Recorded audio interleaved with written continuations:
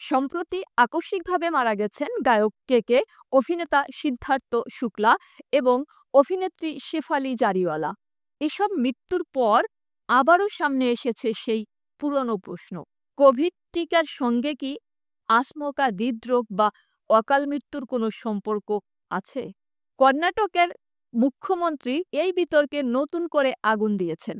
রাজ্যের হাসন জেলায় ১ মাসে ২০ জনের মৃত্যুকে সামনে এনে তিনি বলেন, অতিমারির সময় তাড়াহুড়ো করে দেওয়া টিকা হয়তো এই মৃত্যুর জন্য দায়ী। এমনকি তিনি বিষয়টি খতিয়ে দেখতে কমিটি গঠনের ঘোষণা দেন। কিন্তু এবার এই বিষয়ে মুখ খুলছে ভারতের শীর্ষ গবেষণা সংস্থা ICMR ও AIIMS।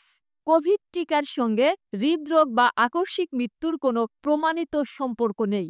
এই গবেষণায় ১৮ থেকে ৪৫ বছর বয়সী শারীরিকভাবে সুস্থ নাগরিকদের মৃত্যুর তথ্য বিশ্লেষণ করা হয়। টিকা নেওয়া বা না নেওয়া এই দুই ক্ষেত্রেই দেখা গেছে মৃত্যুর কারণ মূলত ছিল হৃৎপিণ্ডের দুর্বলতা, অনিয়মিত হৃদস্পন্দন, ধমনীতে রক্ত চলাচলের জটিলতা।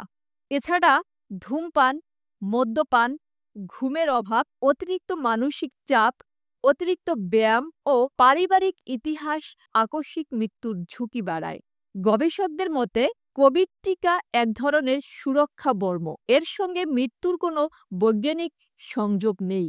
স্বাস্থ্য মন্ত্রণালয় স্পষ্টভাবে জানায়, এ ধরনের গুজব বিভ্রান্তিকর, ভিত্তিহীন এবং জনগণের মনে অযথা ভয় ছড়ায়।